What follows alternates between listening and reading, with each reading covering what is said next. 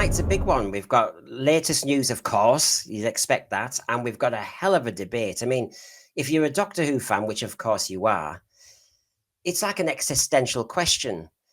Do you just blindly keep watching Doctor Who, no matter what they show you and broadcast to you? We've heard a lot of gripes, haven't we, recently? People saying they're not happy with this, not happy with this, not happy with certain characterizations, the lot. So is there a point when you draw a red line and say, that's it, I walk away from the show I loved because it's no longer the show? So when is Doctor Who no longer Doctor Who? I mean, can you imagine Dallas without J.R. Ewing? Would it be Dallas? Coronation Street without the Rovers' return? Or could the Coronation Street franchises move to Liverpool? Would that work? Long-running TV franchises have set music, fixtures, settings, characters, catchphrases sometimes that cannot be compromised. Or can they? In this time of great flux in the Whoniverse, with new streaming schedules, new pathways and genres being adopted, new production values and new writers' messaging, what would Doctor Who fans say are their immovable objects? The red lines that no one can touch. How far could the BBC and Disney go before it is no longer Doctor Who? And to the last point, we're all passionate fans of Doctor Who. What would make you give up on it? Walk away, stop watching. Whoa, can't wait. So if I say, first of all, hello to Rachel. Hiya. Hiya. How are you keeping? Good, thanks. How are you? Well, I'm happy to be doing this. I'm happy you're here. So I'll just advertise you for a second. What do you normally do on your channel again? Well, I talk about all things that are quite controversial. A bit of Doctor Who, bit of TV, bit of woke, anything that gets people talking, really. And we have a good debate over there. It does sound good, and I'm dying to actually catch up on some, and I'm dying to actually join you on one or two of them as well. So, yes. Welcome again, Rachel. Thank you. And obviously, I feel as though I'm interrupting him. Look at him; he's reading there the TV comic. Highbrow again, Jeremy. Highbrow. How are you? You're muted. Don't worry. Can you hear me now? We can. It's because you were reading. It was like silence in the library, wasn't it? That was what you wanted there. Just catching up on a Patrick Troughton. Well, of course. Oh, they were good. They were good. And we'll bring in John, who probably does like TV comic and does like those old comic strips, do you? Evening all. Yeah, I am currently listening to that. Ooh. And we've got it in reverse. So what's that called? The Animals. The Phaser Aliens. Oh. And other stories. So it's from the 60s and 80s comic strips. So they've turned it into an audio book. It's great. And I've not even caught up with them. Brandon in North Carolina, how are you doing? Doing pretty good. We're trying to imitate England and drown in rain today. Well, you might as well sell yourself. Tell us about your channel and what you're up to. I'm very cheap. Come on over. If you type in @CulturePapa in the search bar, you'll come over to the YouTube channel that I've got going on. We have a group of 3 guys. We call it the Culture Council. And on Saturday at 4 p.m. Eastern, we have a Saturday show. Right now, we're reviewing X-Men 97 and talking about Doctor Who and news, stuff like that. So come by and hang out. Cool. And I've enjoyed being on there. So thank you for inviting me.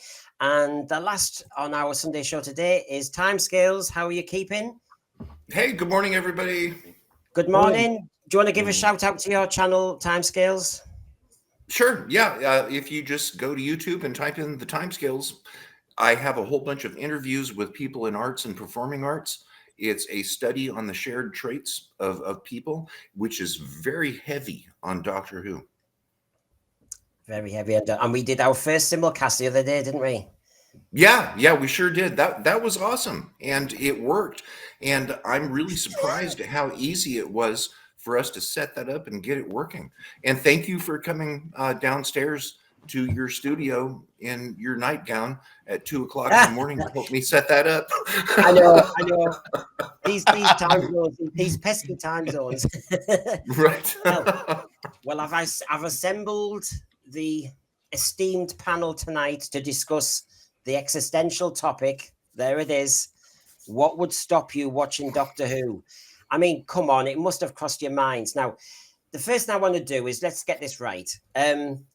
If I went round the panel, where do you stand currently in 2024? We're on the cusp of a new series. You've seen the trailers, you've heard the rumors, blah blah blah. Are you in a comfortable position with Doctor Who? Are you wavering? Are you out the door, Rachel? I'm in an iron, so I'm wavering at the moment. I'm not entirely sure, but you know, I'm going to give it the benefit of the doubt. What's making you waver? Changes that I'm not so keen on. And there are a few things which I will get into, which have been like, oh, okay, yeah, no. But you know, I'll get into that. Cool. Jeremy, where do you stand on Doctor Who at the moment? I've got 1 foot in and 1 foot out at the moment. Another one. And anything in particular? The musical aspect. I think if they're going to have a musical, Interesting. Yeah, that is interesting. bit in each. Go on. episode. Okay, we'll go into that. John, where do you stand at the moment? I'm wavering. I think for me, it's like death by a thousand cuts, I think, really, because when Russell T Davies was announced to be coming back, I was really excited. I thought this was going to be a turning point. And then we had the Doomsday debacle, which was terrible. And then we had certain other things that were announced along the way. Then we had the Davros situation, and it kind of gets to that point now where I'm kind of very, very close to stepping away from it, because it doesn't feel particularly Doctor Who to me. But hopefully that can all change just with one series. So fingers crossed. It can with Doctor Who. That's the one thing that saves it sometimes. It can change quite quickly. Brandon, where are you standing on Doctor Who and your love of it? I'm kind of like Jeremy. I've got 1 foot in and 1 foot in RTD's rear. So I'm kind of wavering myself. Of course, I know we're going to touch into everybody's specifics and all that, but I have some personal reasons and then reasons as a fan. But I'm kind of teetering like John and most everyone else. Gosh, and that's why I'm glad I picked the topic, because I do think a lot of us are there. Go on, Brendan. Oh, I was just going to say too, and we'll as we go, we'll have to define for each person like what walking away means, because I mean, just look at my room, and I've got walking away might mean something different. So we'll get into that too. Because this is what I find interesting. You do see lots of gripes and complaints by fans saying, "This is not my Doctor. This is not my Doctor Who. This is that." We know. But they don't. I'm not aware of many fans who've actually walked away yet. I've heard a lot of complaints, but they're still kind of looking. So, is there a point? I think is one of the things we'll look at tonight. Will you ever walk away? I'll just shout louder as part of your channel title, Rachel. Well, not too loud. I've got earphones on. So, timescales. Well, I'm never walking away from Doctor Who, but I'll tell you what, I am really concerned for it right now. I see Doctor Who as simply being eras. You've got the John Pertwee era, like Jeremy's awesome background there. Yeah. You have the Tom Baker era. You have the Matt Smith era. Everyone has their own era. And I see what we are in right now as the Ncuti Gatwa era. And I'm concerned about it. I don't like the wokeness in the writing, and I don't understand why we have a showrunner that is writing specials also instead of actually having a writer filling that position.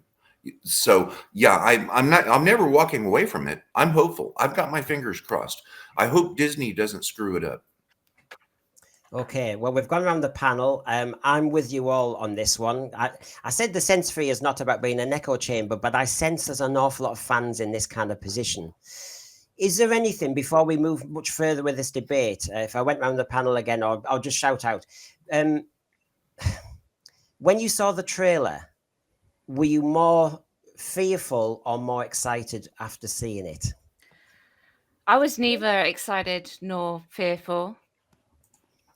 Okay. If that makes sense. I was like, oh, okay, they've released the trailer. And I haven't had a chance to sort of like process it and analyze it all yet, because obviously I was away when the trailer dropped. I mean, it's certainly what it's got me doing is, I suppose it's, what is that? Is that one of the promo images? Oh my gosh. I've not Yeah. seen that yet. No, I have seen that one. I don't know. Anyway, it has got me asking questions, but there's certain things about it that I'm not too keen on, like the TARDIS creating like bolts of Oh like yes, yes. lightning out of it. I don't know. That's very cinematic. So yeah. I mean, it's got me asking questions. Whether or not it's got me asking the right questions, I don't know yet. But we will see. I just don't know. It hasn't got me as excited as perhaps I would have been like normally. I think I was more excited about the idea of the toy maker coming back and like all the trailers that they did for that. I was more Yes. excited about that than this one. There was It's nothing in me that got me like, woo. It's interesting you mentioned this, the kind of the sparks on the TARDIS as it skids into unit headquarters, because we discussed that in one of our previous shows, and this one in particular, and actually saying whether they were turning the TARDIS into some sort of space shuttle, which is very different. And it was interesting because in one of our news headlines tonight, we'll be discussing Stephen Moffat's interview and Stephen Moffat returning to Doctor Who. And it's interesting, he made a little point that didn't catch the headlines, Rachel, which was linking what we were saying about the budget, was he said good old Doctor Who doesn't need a big budget because you get more creative. And I thought, well, yeah. And it was interesting, RTD also in an interview this week was talking about whether Doctor Who will survive without the BBC and needing Disney, therefore. And talking about while you do have a big budget, you might as well make it look big because they're your competition. But he said, but if we have to, we'll go back to being in one situation and it's a ghost story. And I thought, do that now. do the horror fan rock now, mate. There's an interesting thing that you should say that, really, because he did an interview recently. I don't know if you're going to cover it today, but it was about the special. And one thing that he mentioned to the director about this special, when she asked for one word to sort of like go down, he said Hitchcock. Yes. So I think maybe it's going to be a horror. Oh, let's hope so. Psychological thriller, maybe. I don't know. But yeah, I hope so, because I find that more enthralling from him, that type of writing. But yeah, and I'll mention a bit more of what Stephen Moffat said later. Does anyone want to come in on, having seen the trailer, whether they are more full of expectation and hope or more on the fearful side? I was a bit more excited than I thought I would be. I think we discussed it in a previous show, and the trailer reaction where I did like how it looked visually. It looked a lot sharper. It looked a lot better because they've clearly put the money into that. But I still have the concerns that it's going to be, a flashbang wallop as opposed to any substance to the story or the scripts. And similar to what others have said about, the 60th trailers, I got excited for that. And then I just found them a massive letdown. So I am very, very cautious about this trailer at the moment in this new season. But again, as I've said before, I hope I'm wrong and I hope it's brilliant. Anybody else want to come in before we move on? Well, yeah, I was excited about it. When I saw it, to me, it gave the upcoming era a clearer identity than what I have seen before. So I am excited about it. And I feel like it's a pretty clear representation that Disney has a little bit more to do with Doctor Who than just purchasing the streaming rights. So I am concerned about that. Yet at the same time, I'm more excited about the upcoming season than I was before seeing this trailer. I think the trailer is really good. And that's interesting because one of our news headlines is about Tim Davie, who's the Director General of the BBC, and discussing their partnership with Disney and how they really do need it. How they do need it. So, Brandon, up or down?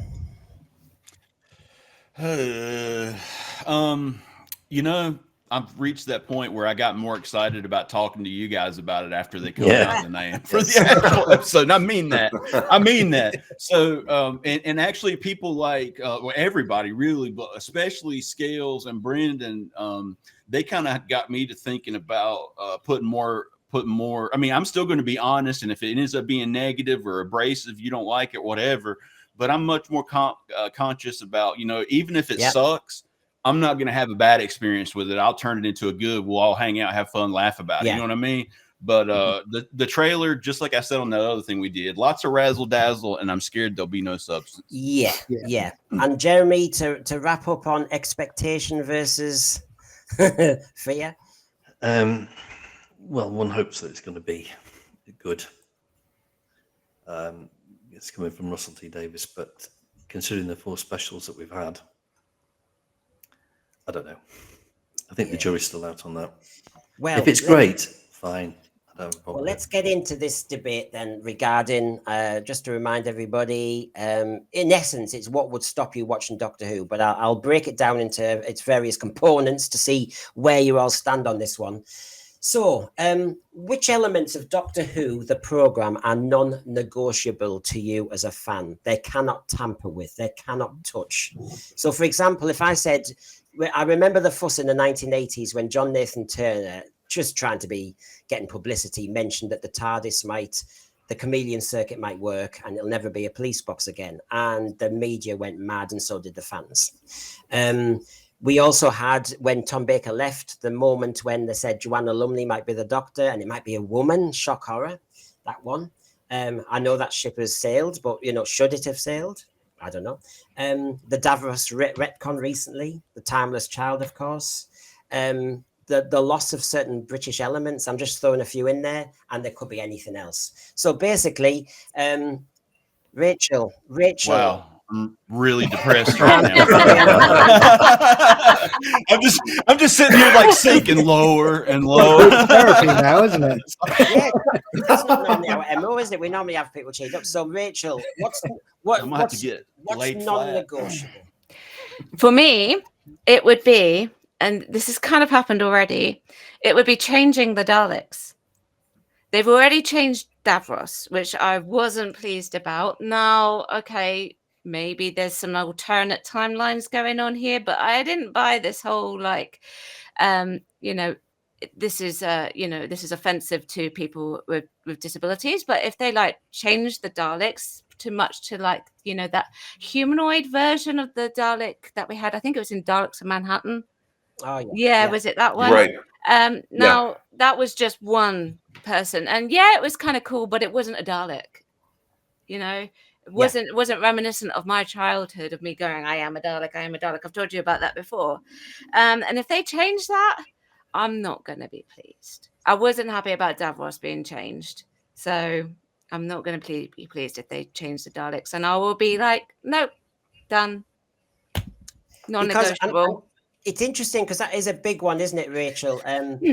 Doctor Who and the Daleks are almost, twins. It was only the second story, and since then, people who aren't Doctor Who fans always say Doctor Who and the Daleks, don't they? They always seem to kind of link them up. So I can see what you mean. I got sick of them changing the Daleks. It's a bit like they've had the Dr. Donna and they've had the Master Donna, blah, blah, blah. I don't want the Dalek hybrid and the Dalek this and the Dalek that. I want a Dalek, Yeah. So that's an interesting one. And you did mention Davros. So, good old Davros there. Let's hope it is a timeline issue and he's just playing with us. But I don't think he is, sadly. I wish he was, Brendan. If it was a timeline issue, I don't think he would have done that extra confidential interview after that episode aired, that mini-sode. But with him doing that, I think it's a permanent thing. And again, that for me is jumping in there is a red line that I never wanted anybody to cross. So, and that's part of my problem with the new series is because going forward, I'm thinking, oh, is this Doctor Who? But then straight away in my head, it will pop back up. But what did they do to Davros? And straight away, I'm out, because that's a deal breaker for me. Davros is what he looks like, and is a fantastic creation. He's instantly recognizable, like Yeah. the Daleks. Yeah, You know, and we've said this before. You know, it's not about his travel machine and his life support unit.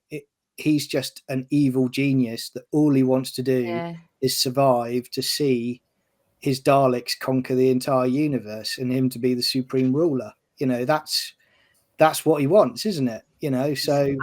And I'll be honest with you, John, that I mean, I know I'll bring timescales in who's got a different opinion, and that's what we want. But Davros is symptomatic of what they're doing to Doctor Who. And if they're going to do it to Davros, who's quite iconic, then I am, like Rachel and you, John, very, very worried, because the point would be, I'm a fan. I like to see that continuum across the 60 years. So the police box has stayed, blah, blah, blah. Davros since 1975 has been like that. And to change the kind of history of the character in such a fundamental way because of a message, just breaks that continuity. Now, if you break the continuity with a few things, you're breaking that link with the fans, and then you're going to force some fans to say, do you know what? It's not even, I don't recognize it. And Davros walking doesn't work because when I was a kid, this is how it felt. That to me seems to set lots of tremors in my head, which is, when I watch Genesis, when I watch Resurrection and all the way through, I want to see a continuum. You know, the Master doesn't, you know, after Deadly Assassin, they showed you the burnt figure of the Master again in Traken. They didn't just jump around. I don't know. I hate the breakage of continuity. I think, Brendan, as well, also, the way that they've got Julian Bleach now as Davros, it's just a generic sci-fi villain now. You know, you could swap him out and put him in Star Trek, and you could put him in another sci-fi series. There is no difference. You know, he was unique. Can I also have explain to it from the performance perspective? As an actress, because that's what I am, that's what I do. I actually feel like it when you got all four of the Davroses there on the screen, it actually it just poops all over the work that they have actually established, because words are just on a page until the actor brings them to life, right? And then it's up to the director to guide the actor and tidy up little bits. But these four actors have all like made Davros who he is not who he is right now, but who he was. Yeah. And it's all thanks to them. Yeah. You know, and yes, they're four slightly different takes, but they're all fundamentally the same. Yeah. But it just and it's no surprise. It's no surprise that after in Keep of Traken, they had Anthony Ainley as a Master looking very like Delgado. They wanted a continuity, didn't they? Yeah. They did, but I actually think that was kind of a mistake as well, because it didn't then separate from Delgado. Because we know that the Doctor changes appearance, and so theoretically the Master should change appearance. But at the same time, I also don't mind that they did keep the appearance the same. It's a bit weird, but what you were talking about there, Rachel, about the great performances that the actors have put in over the years, and a lot of Jeremy and everyone else will probably remember this, but Michael Wisher is a great example about how Tom Baker always used to say that they would be doing their practicing for the story and doing their rehearsals, and he would put a paper bag over his head while he was doing the rehearsal. Yeah. And Tom Baker would just see him, he'd made a hole and he was just smoking his cigarette. So all you'd see is just this smoke coming out the top of the bag, you know, which is great. And then the other thing that I love about it is where Michael Wisher, he's in his Davros costume. Tom Baker he says the two brats from some BBC executives come down to the set and they go up to Davros to touch him. And Tom Baker's smirking because the kids don't know that Michael Wisher's there. And as they touch him, he moves his hand like that. And those kids never came back. That's what I love about it. And that's what's so good. How many people here? He's so iconic that in our house, the remote control is called a Davros. Yeah. You know what I mean? It's Yeah. that kind of it trying to be. I don't know. The whole thing is in the British psyche. Even people who Yeah, don't watch Doctor Who, totally. lots of people call their remote control the Davros. So Yeah. it to change it into, why would you call a remote control a Davros if he's able-bodied? It just changes the whole thing. Yeah. I'm looking at the time, but time scales. I know your opinion. I mean, I'm asking for red lines. You don't even have to go there with Davros, but what have you got a red line with Doctor Who where if it's unrecognizable, you'd say, No, I don't. And that there's nothing non-negotiable with me, because I will take a new episode of Doctor Who anytime, in any format whatsoever. But I'm also really concerned, and I hope that the program is able to survive an era to where there is such a small group of creatives. There's supposedly a team, but if you look at Davros Gate, for example, that to me, it's in my face, and it shows me that this showrunner position is being given way too much power, and there needs to be an actual creative team with checks and balances to be able to prevent things like this from happening. Yeah. And when I said, well, I didn't say that. When I asked that question back in 2005, I very quickly got canceled. And I understand why, because everyone was really excited that Doctor Who was back. Well, so was I. But I was also asking, is it okay for one individual to be able to put all of their own personal agendas into our program without any checks and balances? And it looks like it's still going on today, here 19 years later. So Well, I'm really concerned about the future of it. one thing I want to come back on timescales as well is you said you'd Well always put. watch Doctor Who. Can I ask you in a Yeah. different way then? How would you Okay. know it? How would you know it was Doctor Who? Anything that says Doctor Who on it, I'm going to take, because I believe everything in Doctor Who is canon, fan created or what have you. BBC doesn't own all of Doctor Who.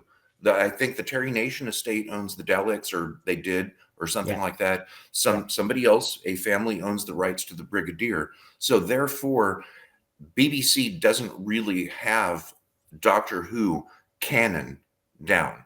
So I think everything in it is canon, and I will take new Doctor Who in any format that there is. And I love fan creations. Okay. Brandon,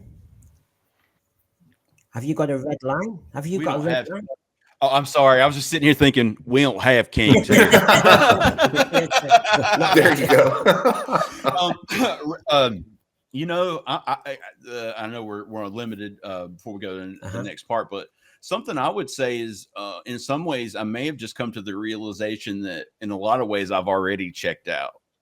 You know what I mean? Like it's like in my attitude now is watching basically anything since I kind of got fed up during the Jody deal. Is like I'm watching like zombie Doctor Who. You know what I'm saying? So I don't let it bother me like it's the old stuff, and it just pushes me back to the old stuff to watch more. So you're of kind of watching it as a routine or a habit, but there's no real love left.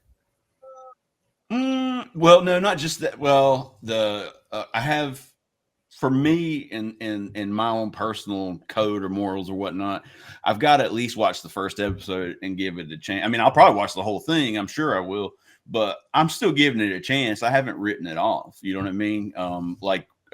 We got really lucky this weekend when we did the first two episodes of X-Men 97. We thought we were just going to be crazy, and who knows what'll happen next week, but it was good so far. So, I mean, you never know. Doctor Who could turn it around. I mean, one little snippet before I come to Jeremy, which will be after a little moment when I'll put a little flyer up. But basically, as Rachel was hinting at, they can't change the TARDIS too much.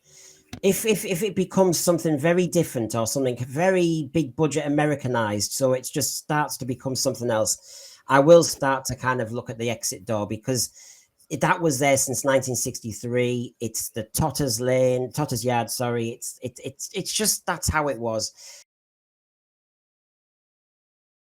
Oh well, just like in classic Doctor Who, let's just move all the fixtures around and You know, I mean, do you know what? Do you know how this makes me? I think I'm Marusa in the Five Doctors, and I've taken you all out of your time screens, and I've just moved you about. There you go. Brendan has a Just to- time scoop. Yes, exactly. I'm freshening it up just in case. It's like a wallpaper that you can keep changing. We're talking obviously about red lines, and my TARDIS was mentioned. Jeremy, have you got a red line where if it was crossed, you're out the door? Well, I would say the theme music, if they change Ron Grainer's theme music, the first one, and if they change the police box. And as I say, if they turn it into some sort of like kind of musical, sorry, I won't buy into it. Well, let me investigate one after the other. I'm going for the third one because I think they are going to do that. So does that mean you're going to be out the door? Damn. Well, if it becomes really bad, I'll just switch off. I'll just switch Right, off. Come on then. Come on then. Because fans talk about this. They know Star Trek's done it. They know Buffy's done it. Right. How far do we have to go for you to really say this is not Doctor Who? A 4-minute sequence, you'll still be with us, won't you? It depends on, I suppose, the song, but I think the song will be very cheesy, or it just won't be. It just won't be my cup of tea. You know, Did you like- we're entering into a situation with Russell T Davies who's trying to change this into a kind of soap opera, come musical, come science fantasy program, and it's not. It's not a soap opera. It's not a musical. Leave it for the stage if you want to do a musical, but for the TV program, I don't think it is. I mean, in Delta and the Bannermen, if you've got something along that line, it's part and parcel of the story. What Because it's a about holiday camp, and you're going to have the stage there, and you're going to have a bit of music and stuff. I can accept that. But when you've got an actor who's talking about the plot and everything, and then just all of a sudden music comes in and they burst into a song, it takes you right out of it. However, because RTD's not daft, the Devil's Chord is the favourite, I think, for some fans where it might happen. And of course, if it's all part of the plot that you can only speak musically, so to speak, or the Jinx characters onto you or something, then it would fit a context. There'll be a way around it. But I wanted to say, before I go around the panel, just on this as a red line, whether it would be everybody else's, I wanted to come back on Jeremy on this one. In the recent BBC concert in November, when they had Russell Davies on stage, or was it Murray Gold on stage, and he was talking to Joe Riley, they were talking to each other, and they were saying, I wonder if we could do a full musical instrumental episode with no dialogue. And they kind of looked at each other, winked at each other, and said, shall we? Obviously not next year, but they were talking about that. Are you still on board? I just don't think it would work. And like I said, I just don't think Doctor Who works as a musical. But if it's on stage, like say Doctor Who and the Great Adventure, or whatever it's called, Ultimate Adventure, then you can accept it in that term to a certain extent. Were you happy with Heaven Sent? Because so, I suppose. Because that was a kind of that was seen as a new thing, which is one character for the whole episode. You know, I mean, you know, as long as the script is good. But I mean, there were certain sort of red lines crossed for me a while ago when they commissioned Jodie Whittaker to play the part, and then of course they're changing the origin of Doctor Who by having the Timeless Child. Right, they've already crossed all of our red lines, Jeremy. So of course I stopped watching because a lot of all the other fans said it's not good. It's not as good as it used to be. And so later on, I caught up with the episodes maybe 6-8 months down the line. So right away, I was disenfranchised from the show. Yeah. But if I asked everybody else on this one that was obviously raised by Jeremy first, would that be a red line to you, as in it's an unrecognizable element, or would you see it as a one-off episode and you can get over it? Or once they start doing that to the series, do you think, well, you've ruined it now? I mean, Bobby Ewing coming out the shower ruined Dallas and never recovered. There are certain events in every program where it just ruins it. It changes it. Would this be one for you, everybody? Yes. Straight up. Well, we've already had you know, a 2-minute or 3-minute part of a song in the Church on Ruby Road. Gig. Yeah. Which again, it's like, why are they bursting into a song now at I that think particular point? It just doesn't work.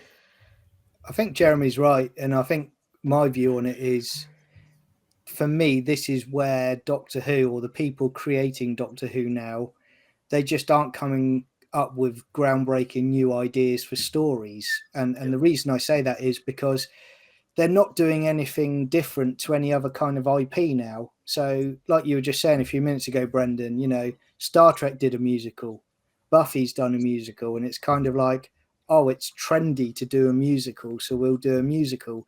Doctor Yeah. Who shouldn't need to do a musical because it's such a unique, fantastic show, you know, with engaging characters and It should stories. set the So trend. Yeah. focus on that. It's just, but then it's pandering to a particular audience set, I think, in my opinion, that are going to lap that up, that are going to put it on TikTok, and you know, they'll love it, you know. But for people that, you know, were watching, they'll just, you know, as Jeremy said, they'll just watch a few minutes of it and they'll go, no, sorry, I'm out now. You know, I'll go and watch my classic collection. It's interesting, Rachel, isn't it? Because I'd like to see what you say about the musical, because I've heard your opinion, but just to kind of elaborate on it. But what John was saying then is also interesting, which is 1963, 64, 65, under Verity Lambert onwards, they were always ahead of their game in television terms, weren't they, Doctor Who? They were so creative, so inventive. Delia Derbyshire, for example, since we're mentioning the music, they were out there. They weren't following anybody else. So as you say, John, they were forerunners with no money. And that's what made Doctor Who possibly very distinctive. And so when we talk about this echoing other shows, I think you're spot on, John. Doctor Who's suddenly not the trendsetter. It's suddenly following other trends, and it's lost its own mojo. Rachel, why would you resent this? I would resent it because actually, well, my degree is musical theatre, and I don't think it would ever work as a musical. Okay, so like, with musicals, it's how you come into the song, and how you introduce the song. In some musicals, like there's just these like random songs that just make absolutely no sense. So you mentioned the Ultimate Adventure. Those songs, they don't actually fit into the show. They're just there. And they're just there, and they serve the purpose of filler. When the song came in on the Church of Ruby Road, I was just like, is this a filler? Yeah. It's just completely random. Is it just to make up time because they can't think of anything else to put in there? I mean, this is one of the things that I'd written down on my notes as to talk about, because even though my degree is musical theatre, I don't actually like the fact that songs are there.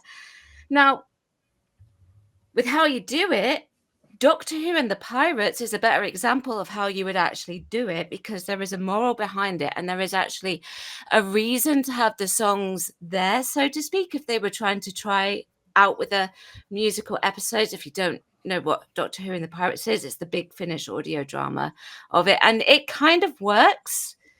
But then at the same time, I don't really see that particular story as this a standout episode. It's a funny episode. It is a thoughtful episode. But does it work as Doctor Who? Not really. But it wouldn't work. It wouldn't work. And it is pandering to a certain type of audience. And I think that is where the Disneyfication, I guess you could call it, does come in, because obviously Disney do deal with songs. They do deal with musicals. They are predominantly animation-based, movie-based musicals, aren't they? Predominantly. That's how they pretty much began with Snow White. And that is one of their bread and butters. And that's definitely something that Disney have brought in, I think. Would it work? No. And you know from your degree and from your profession that it's a distinctive genre, and it's not quite reality. It's a kind of hyper reality sometimes, isn't it? It changes the vibe. Yeah. Very, very dramatic. It kind of, I can see why Jeremy has said that. I can see why you're saying it. Is anyone else jumping on this musical Red Line ship? I'm not going to. Look at because that picture, Brandon. There's really nothing more that can be said better than what Rachel just said. So Yeah. I defer to her. True that. And I think that anyone watching or listening to this that missed what Rachel just said, you need to rewind and watch and listen to that again. Yeah. And so Thank you. well, it sounds as though we are going down a certain path there. So you said Daleks, Rachel, as a red line. We've now got musical from Jeremy, which a lot of people are concurring with. Jeremy, you had the two others again. Obviously, one was the music, wasn't it? What was the second one? You said? What's the Ron Grainer theme? Yes. If they change that completely and add something, which is what I've feared, but obviously Russell T Davies has still got a little bit of sense, and kept that theme, and obviously the police box, which I think is important. It's all right to play around with it, to fix the chameleon circuit, and then it goes again. You've got some sort of play with that.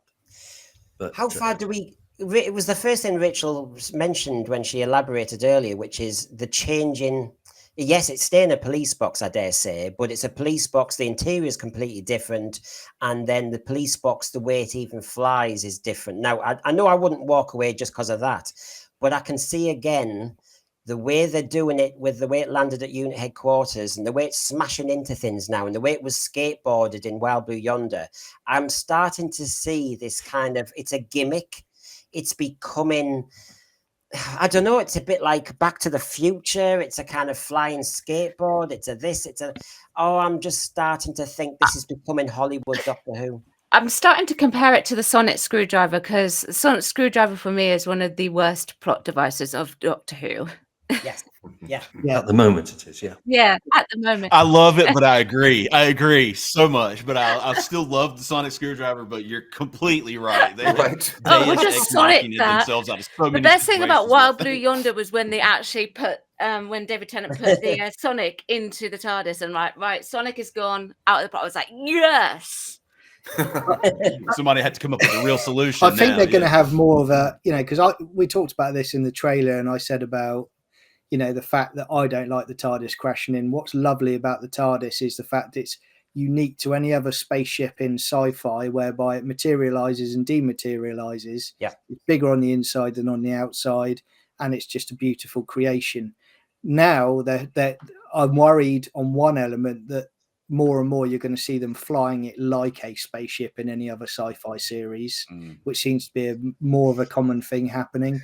And I see more and more now where you say about gimmicks and whatnot. I see the TARDIS being used more to set up a joke as opposed to, taking them to a destination. Because when you did Wild Blue Yonder, that effectively, that's that whole coffee and, the TARDIS going haywire was to get to that Isaac Newton section, wasn't it? Effectively, because they could have just gone straight to where they needed to go. They just that was to add that little humorous. And I mean, I know there's the police box thing, and actually Stephen Moffat, who we will mention in our headlines later, Stephen Moffat, in part of his interview to Glasgow University, he said that was his example for low budget. It was the low budget that meant they had to keep it a police box, wasn't it? That was the whole blooming point. And now it's become iconic. It's a classic accidental British thing, so to speak. And so to then start, but it's then to start changing its role. It was nicked. It was a broken Type 40, wasn't it? He never knew quite how to direct it. In the Daleks, they'd taken off too quickly from the past, and so basically they had a problem with navigation, didn't they? And he's had fluid link issues and all the rest of it. In the end, he wasn't the master of his own TARDIS, and therefore he could never guess where he was going. He had a randomizer for a while, as you know, but he never knew where he was going. And he certainly couldn't say, I'm going to land in that fortress there. I'm going to land on the M1 there. He could never do that. And suddenly, as you have started to see creep in, he's pitch perfect. Wild Blue Yonder is a brilliant example where Donna Noble's there and he lands just there, grabs her and swaps with the other one. And we've just done last week our review of Power of the Doctor, when Ace falls off the unit building and falls into the TARDIS that's just been conveniently placed there. this TARDIS for a while, and I think this is my problem with me asking you all about red lines. Maybe we're not going to get red lines. It's going to be a death by 1,000 cuts. And so you keep thinking it's a musical. Oh, hold on, I'll watch next week. Or if Doctor Who's a woman, oh, well, it's been done now, so I'll keep watching. And in the end, if you just kind of just, really look at all the changes, you'll think, actually, the whole blooming program's gone. And Brendan, I just want to jump there quickly and say, Yeah. I thought I hate you because I'd got rid of that image out of my head that you've got on the screen right now. It took me a lot of time to deal with that, but I got over it. Well, you see, that was one of the other things, which is once they've done it once, as we've seen with the TARDIS, they do it again. So basically now they've done an origin story, they can keep just cheaply referencing it, and somebody else further down the road will do it again. And so I was just throwing that up because I was talking. I forgot to kind of keep it moving. But any other red lines that come to mind? Any other big red lines? We've mentioned TARDIS now, as in police box. I'm kind of hinting at how the TARDIS is used, and it's getting to become too efficient and neat as a trick, a bit like Rachel said with the sonic screwdriver. Well, he could have fixed some of the problems within the TARDIS over a short period of time. You can just about accept that, but it does take away some of the fun to a certain extent if he can pilot it anywhere he wants with precision. But again, you've eliminated some of the unpredictability. The Jeopardy, yeah. Well, we actually said on the Power of the Doctor, and I just wonder what everyone thinks of this, because I'm just trying to see where you stand on, is Doctor Who? Because of the bi-generation, the Doctor can't die. Because in the Power of the Doctor episode, which I'd forgotten, the Doctor implants on the companion's shoulders. That's why they got a bit of static. This effect where they could have a Doctor hologram. So basically, the Doctor's like your guide if you're in peril. So basically, companions can't die because that's a neat trick. Doctors can't die. Companions can't die. The Cybermen can't die. What is the point of watching this? Well, again, you're right. I mean, there's no consequence to any of it. I mean, when I watched that Wild Blue Yonder, and I did think for a moment, I thought, oh, blimey, this is bold. They're going to kill Donna, and I thought that would have been a really, really interesting direction to go in. Yeah. Because no one would expect it, bring her back and do that. But they didn't. And that also jumps into what we've been saying about the TARDIS, where that's just a quick gimmick to get Donna out of jeopardy, whereas the original series, that would have been curtains for Donna. That would have been it, because the Doctor would have ended up on the moon. So, I think it would have been very intriguing. Sorry, Brendan. Yeah. No, you go on. Okay, if they'd actually left Donna there. Yeah. Yeah, and actually taken the wrong one. Yeah, I think that would have been much more interesting. Yeah. Maybe they did have the wrong Donna. Maybe. Devil's advocate there. I'm throwing, sorry, John, just for a second. I'm throwing this in. It's linking partly with what you're saying, and I'm just kind of making it concise as well. I think this is probably where I would start to jump off really properly, because I've noticed with the specials, I don't see why I want to just keep watching it. With the Power of the Doctor, I wanted to switch off. If there's no Jeopardy, I can't see the point in watching. And I think Doctor Who is slowly just losing any sort of Jeopardy. So to me, I think that it wouldn't be a specific red line where I'm looking for it. I think I'll just notice I'm getting more and more disinterested. Yeah, I could read a book and it's still on. That's how I felt with Jodie Whittaker. Yeah. Just Jibble era. It was a complete turn off for me. Yeah. But what Rachel said there, that's when they sent me away. Rachel's just thought of that idea. How can no one in that production team be thinking of doing something like that, or something out of left field like that? Because you're talking about bums on seats. You're talking about getting people interested to watch the show. Something like that would get people talking, and that would be a water cooler moment at work. I didn't see that happening last night. But as you were saying, Brendan, you just go straight back to, oh well, that happened, didn't it? what actually did happen in that episode. Yeah. And you talk about it, and not a lot, if I'm honest. But then David Tennant's Doctor wouldn't be able to have a nice, peaceful life with Don Noble having tea outside in the garden. Exactly. Yeah. Heaven forbid. He's like a multi-union substitute who can come back on again. He's one of those. It's like he's in a sin bin. Yeah. That's the whole point. He has to keep, They're going to keep bring him back. cycling to keep his muscles warm. Yeah.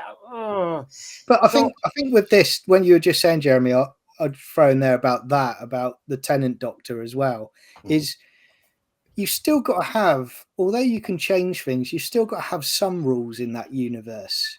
And straight away, that puts people out, because you're thinking, well, hang on a minute. If there's a big alien invasion, the Tennant Doctor is not going to sit there in the garden having a cup of tea where it's all going on behind him. So it just doesn't feel believable. Exactly. And I'm not sure whether they've really thought all of this through. We'll see, I suppose, in the next season. But have any of you heard of the saying that Peter Parker is Spider-Man and Miles Morales is Miles Morales? Yeah. So I think it was the Master of the yeah. He's been saying that David Tennant is the Doctor and Ncuti Gatwa is Ncuti Gatwa, and I think obviously he's made this like correlation of, well, David Tennant is still here, so he can be coming back anytime. So therefore, he is still the Doctor, and Ncuti Gatwa will always just be Ncuti Gatwa and never be seen as the Doctor. So yeah. And it does change the universe, Rachel. I mean, I'm just thinking of what you were saying. Remember when we had the moment in the Christmas Invasion when Harriet Jones had to make a decision because they said sometimes the Doctor's not here to save us because there's only one. But now there's two. Mm-hmm. So basically, the peril for the universe and for the Earth has changed. UNIT can think, well, there's definitely that Doctor there. There's technically more than two.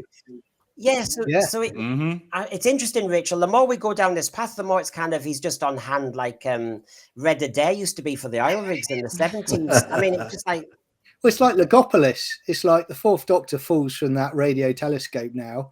So what happens in this? He just gets up straight after, knackered, and just says, "Oh, I'm all right. Great." I'll have a cup of tea. And watches Peter Davison walk away. Exactly, and just stays by the radio telescope. I never knew.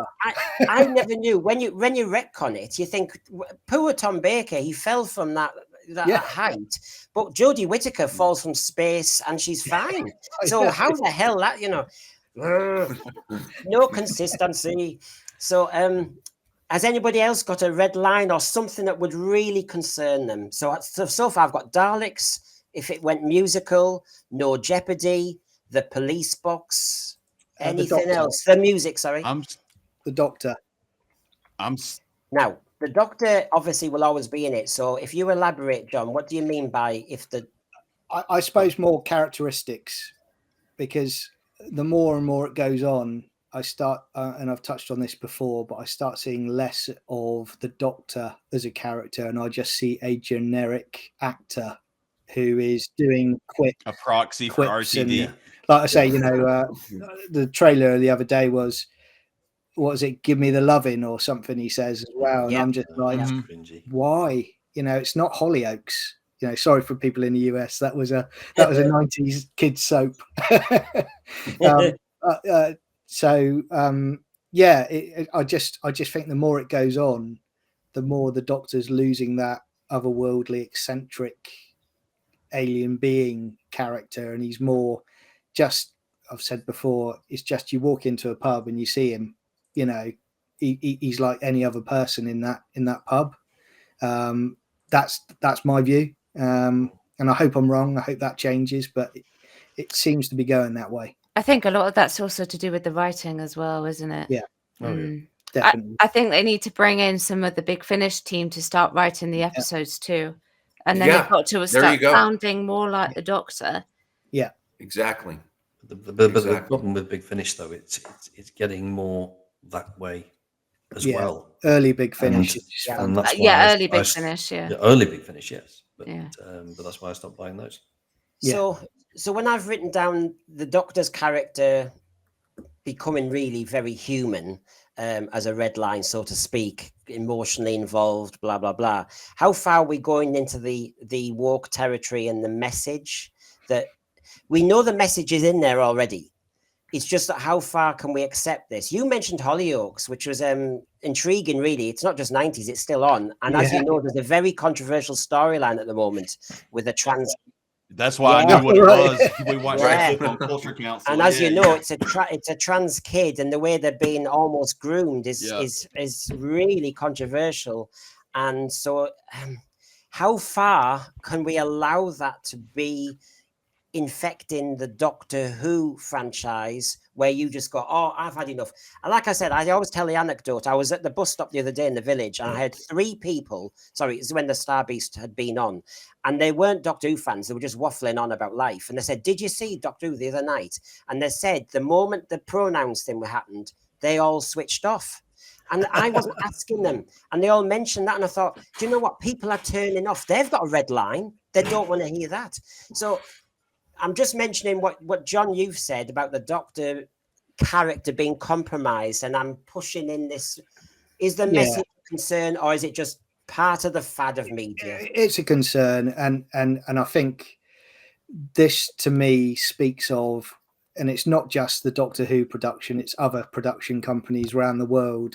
And it just shows their total disrespect from the viewers and the general public, because most, like you say, most people you speak to, you hear them say they've had enough of it. They're sick and tired of hearing about all of this nonsense being put in. If you can have it in there, but you can have it as an engaging story. But my argument has always been, you don't have to have every single show having that diverse LGBTQ element to it. You could do an LGBTQ series, then you could do a show which is more respectful to its origins. But they don't do that. It's literally in everything now, and it's, you know, you can see it in the trailer. It's all in there to see, isn't it? And you know you're going to get more of it. And you know, I think they won't listen. It's going to take people out of it. One day they will listen, you know. And that's well, you know, John, you said something earlier that I'm still thinking about. It seems like to me that you are holding on to some hope that there actually is a creative team. Okay. Yes. A team. And I don't believe that there is a team. No. And since 2005, I have seen Doctor Who being manipulated by someone who wants to insert their messages into it. And I don't believe that there is a team. And that's it's a red line that's already been crossed with me for the last 19 years. And I admire the fact that you are holding out onto some hope that there actually is a creative team, but I don't see it being a team effort. Yeah. And I think you're probably right on that. I think maybe it's not a team as such, like you say, it's one individual, but I think the hope maybe I cling to is the fact that in a few years' time, because Doctor Who will always come back. It's that good, you know. It will rest in a few years' time. Someone will resurrect it, and it'll be a knockout hit again. It's going to happen. And I hope for that.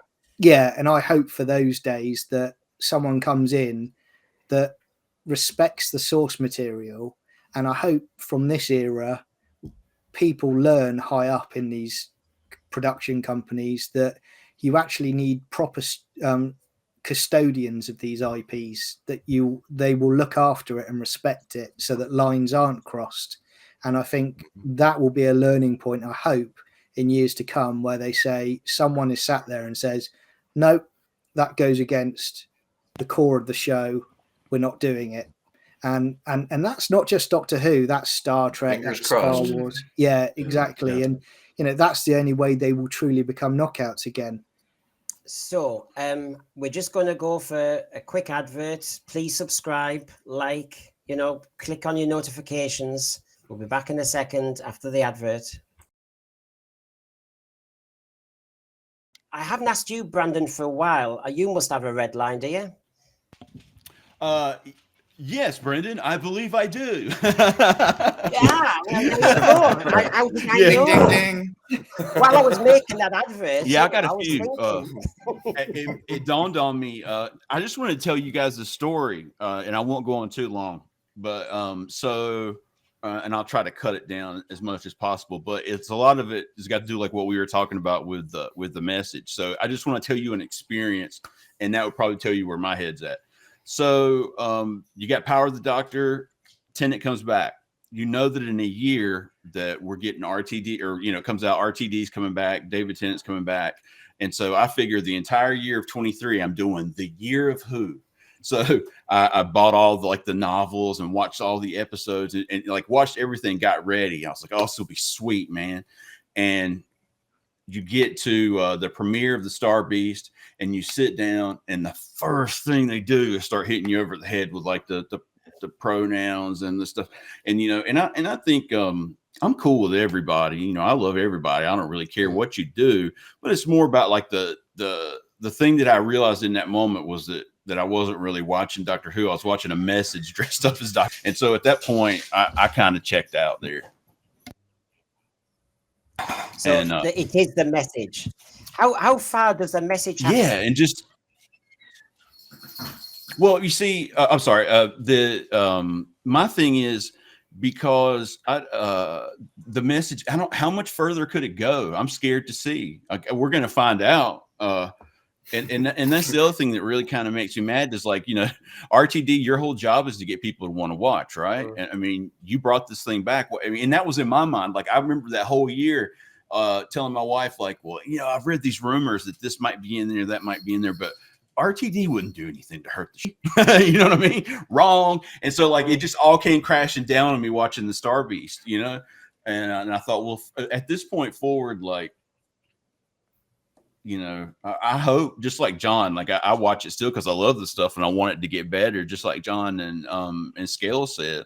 But just and having some own personal, like I've got teenage children. I've got one of my own children be touched rather closely by one of those issues, and so for me, it hit home, and I was just tired of all that stuff. What I want is something for everybody. You know what I mean? I want something we can watch and interpret the message for ourselves. That's pretty much the last thing I'll say on it, but would be to say like, I want you to present something to me, and if I interpret it this way and Brendan interprets it that way, whatever. I'm over directly trying to control what I and people think. Just entertain me, man, and then the money and all the good stuff will come. You just have to entertain me first. And also, I wrote this down, Brendan. Retro futuristic. They should have spent all that money and made Doctor Who still look cheap, but like retro cheap. You know what I'm saying? Yeah. Been thinking that for days. Yeah, and I think you're onto something then. I do. It doesn't feel British when it looks expensive. It just doesn't feel it. We used to love watching the American shows in the 80s and 90s. They had money, you could tell. And then you get your little British show. Right, yeah. Coronation Street versus Falcon Crest, it doesn't work. But yeah, I mean, one thing I was going to say about the message, it was going to come back to me then. It'll come back to me. Does anyone want to pull in? I was going to say something just to add a supplementary to Brandon there. Well, Doctor Who, it's always had some form of messaging, but it's always how you do it. And how they're doing it right now, that's what's creating the problem. We say show, don't tell. And right now they are telling us, they are not showing us. And that's what's creating problem. So like, for example, in the Star Beast, we had that quite nice little scene with Sylvia and Donna, and I was cool with that. I was fine. And then we had Rose come in a bit later, about pronouns, and it was much a telling off, and it felt like it was telling us off too. Now, I'm cool with trans people being in Doctor Who and non-binary people being in Doctor Who. If that's what you want to do, great, absolutely, knock it out of the park. And then we had the Church on Ruby Road. I've actually written this down, actually. The Church on Ruby Road, there was a trans character in the Church on Ruby Road, and the trans character was singing, but the trans character was just there. And that, I preferred that over the telling. Yeah. I remember pointing at my wife and saying, that's how to do it. Yeah, I felt the same way. I was like, that's how you do it right there. That's how you do it. That's exactly how you do it. You have the person there and they're represented, and that's great. And that's how I want it to be done. I don't want to be told. I just want to see. Doctor Who should be a vehicle to bring people together. As cheesy as that sounds, man. Look, I mean, like our people, our two countries have killed the hell out of each other. You know what I mean? And we're all friends. Just like, I mean, you know, it brought us all here, and we're from thousands of miles away. If you look from in England all the way to Scales and Cali. So I mean, it's like I wanted that. I don't want it to lose that legacy. It's gosh, I mean, young me would think I'm so goofy and cheesy, man. But I mean, I really do mean that. Like, you know, it's such a positive thing. Can I just say before I forget, because I'm older than you, John, because I forget, Stephen Moffat, which I will eventually get to in the headlines, Stephen Moffat also, as part of his interview, was saying Doctor Who is for kids with adults watching. And he made it very clear. Now, if you follow that through, what you've just been mentioning, Brandon, about the Star Beast and the messaging, well, that's what I mean. Some parents, well, I say some, I'm being a bit weak then. A lot of parents would find the messaging problematic and something not to let their kids watch on their own because it goes against how they're bringing up their kids. So that defeats where Stephen Moffat seems to be coming from, but I granted he's not the showrunner. The other thing is Doctor Who always had messages, you know, Green Death and all the rest of it. We know this. The difference now, it seems to me, is say in 10 years' time, if you watch some of these episodes, like the Star Beast again, they'll look such old hat. They'll look so silly. They'll make Doctor Who... No matter how good the effects. Yeah. Yeah. And that's what worries me. The Green Death, you don't laugh at, whether you believe in global warming or whatever, or litter or whatever. You know, it's a good story. It just stands there. But I think some of this is going to age so fast. To me, when hopefully it ages fast. Hopefully it ages really fast, and we can get beyond this. You know, it's the messaging is ridiculous. Is what it is. We are paying to be preached to. Now, I know that you British people have to pay a license to watch TV. Yeah, y'all really pay. Yes. But you know, technically, Doctor Who is not free for us either. I have to pay a monthly fee to subscribe to Disney Plus, where I don't watch anything on Disney. And if it wasn't for Doctor Who, I wouldn't be subscribed to it. Yeah. But I feel like we're paying to be preached to. Yeah. And I feel like there is a lack of a team. And I think it's been out of control since 2005. Right. And here we are 19 years later. Brendan, I know you don't like us to cuss on this channel. Can I just say one word? Grooming. Grooming is something that people were discussing on forums. Not me. I just heard it from a friend, okay? But that's something that people have been discussing on forums since 2005. And I don't want to pay to be preached to. But it's not new. You know, this has been happening in the US with our sitcoms since the 1970s. All of a sudden, a sitcom would become more wholesome, so to speak, if it had some sort of a message that it was delivering inside of it. But here in 2024, this has gotten way out of control with Doctor Who. And it makes me sad that there is not a creative team with checks and balances. Now, timescales, you're in the hotbed of where everybody stereotypically says this all starts in California. So is there a possibility? We didn't do it.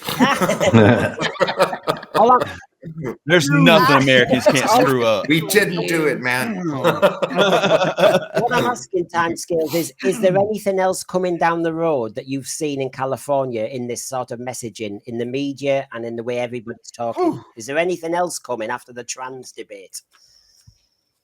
I don't think it can get worse than now. I really am hopeful for the future of Doctor Who because I see it as eras, and it could be because of my age, where I look back and I have seen the eras of Doctor Who, and once it is aired, that's it. Once it's been filmed, it's been aired, that's it. That is an era that is established, and I'm just really hoping the best for the future of the show. I hope that we will have a creative team where we don't have such a small group of 3 people controlling the show and acting as the showrunner and the writer and inserting their own agendas into the program. I think it's ridiculous that should have ever been allowed. You know, here in the US, we have publicly held companies. Disney is one of them. Okay, so you will have a position as the CEO. So let's call the CEO the showrunner, and then let's pick another position, the accountant. Okay, the CEO does not act as the accountant. Those are two different positions. And I don't understand why BBC is allowing a showrunner to act as a writer, where this person is just repeatedly shoving these agendas down our throats. I think it's really unfortunate. And it's not just Doctor Who, but I'm really sad to see that it has infected Doctor Who. Right. Yeah. So it's a big one. It sounds as though a lot of us are in agreement about that could push us away eventually. Is Rachel? I guess, is there something else that you've got as a red line? It's just, I think we've kind of touched upon it already. Now, I don't necessarily think this will turn people off per se, but it's like the CGI. Okay. Now this is gonna, I don't know how to explain this, but all right, well, classic Who, obviously they couldn't rely on CGI, right? Because obviously of the time period, and TV was still a relatively new concept, and they relied on practicality over the computer generated image. But as time has gone on, obviously they've invested more in CGI, and in particular, I think, in particular from Jodie Zero, might have started a bit earlier. They've started to rely more and more and more upon CGI, and then we get to Wild Blue Yonder. And I wasn't keen on the CGI in Wild Blue Yonder. I actually wish they relied more on the practicality rather than the CGI in that, because I felt like the CGI was, I don't think, was it realistic? Not really. It was like a long corridor, and it kind of gave me a bit of motion sickness. And when that happens, I'm like, oh, I can't watch. I mean, I'm not keen on Wild Blue Yonder anyway. No. And but that just didn't help it at all. That didn't help it. And it's that, to me, where do you draw that line with the CGI? Where do you start bringing in CGI versus the practical effects? Alfonso, I think his name is Alfonso Cuarón, the Prisoner of Azkaban director, for Harry Potter, the third film. He likes practicality over CGI. So wherever he can, he uses like animatronics and things like that. But with the Remus Lupin going into the werewolf, obviously he knew he would have to rely on CGI for that. But what he did was, as much as he could, he had the actor do the practical stuff himself before it switched to CGI, before it became too dangerous for the actor to continue on with that. And I just want some of that practicality brought back in. That I think they're starting to rely on CGI a little bit too much, and now Disney had become involved in investing in it and giving it money. It's going to go even more that way, I feel like. And they did it with Wild Blue Yonder. You kind of see it. Well, I suppose you will see it with the toy maker, because, you know, you're in the toy maker's domain and things like that. So you will see that sort of thing. But it's just, they need to pull it back and start going back with practicality as well. And that's why I just showed that from Death of the Daleks there, where basically it's simple bit of CSO, as they used to call it. It was a good shot for its time. And that works. You've got a model polystyrene type city, Exelon City. You've got lovely Belal in the foreground with a couple of rocks. And, you know, for that second or so, as a kid, I was transported there. And I know what you're saying, Rachel. It's just too obsessed with it. That shot is pushing the boundaries out of necessity, but they're certainly not trying to kind of do something else. And I think. Does she feel that strong? Welcome back. Welcome to Rachel's channel. It's not shout about it, chat about it. It's just disappear about it.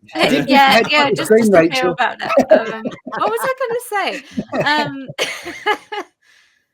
So No, we it's were talking done. about the CSO at CSO, and we had the Metabolus. And I Yeah, said yeah. it was That's right. Metabolus. So I think it was John Pertwee who said, like, because they do it with the aliens as well.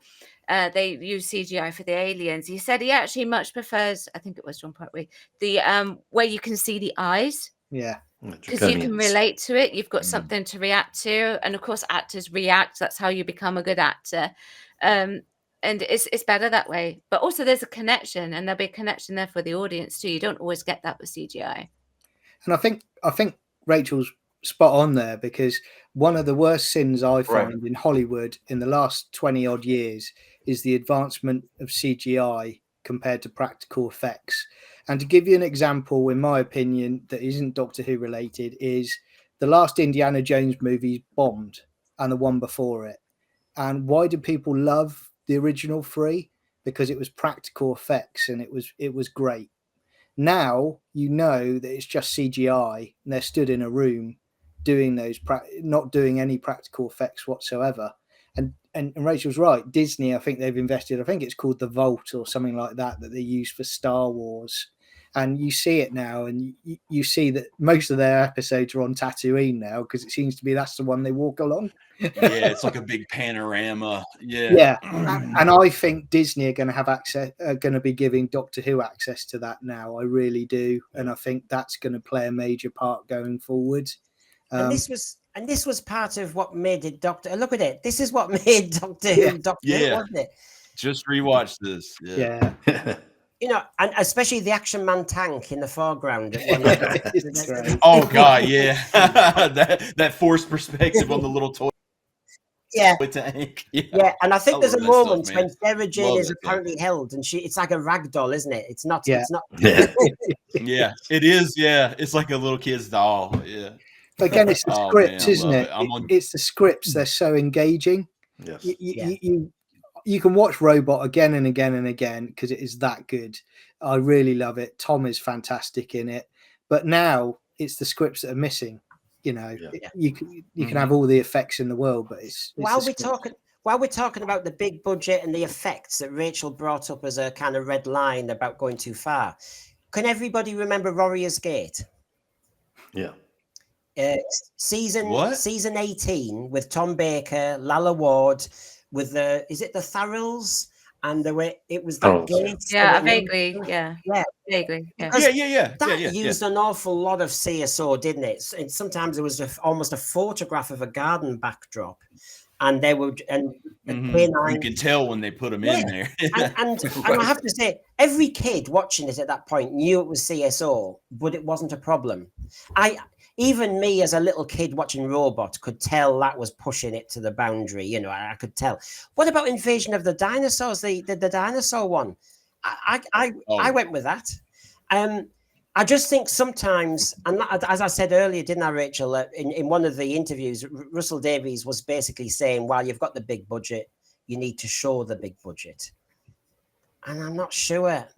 Yeah, I don't think so. I mean, it's great to have the budget. I'm not going to lie. I've worked on cheap budget productions, and you know, you had to make do. But then, you know, you get all this money and you're like, oh, where do I spend it? Where do I spend it? And sometimes it's too much money. That's the thing. That's the thing. If you've got the money, you're going to spend it. Well, Jeremy, what about this? It was mentioned, I think it was mentioned in our stream, or I've heard it somewhere.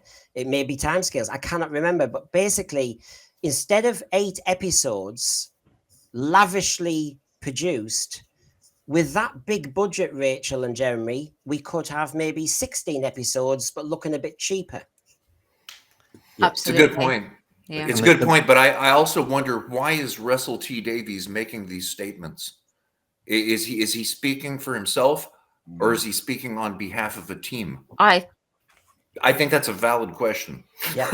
I think the interview with Russell T Davies that was in The Guardian, when he was talking about the license fee, there was no coincidence with Tim Davie mentioning about the license fee and using Doctor Who in a way saying, well, you know, if we don't get the money, you know, and Disney not in it, then, you know, we're saving all these programs so Doctor Who could be off.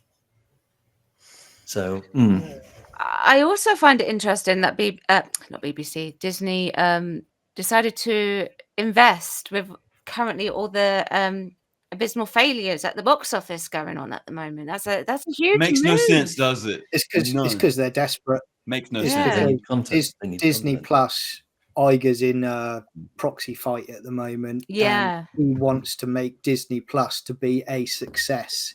And he knows the Star Wars shows are failing, the Marvel shows are failing on Disney Plus.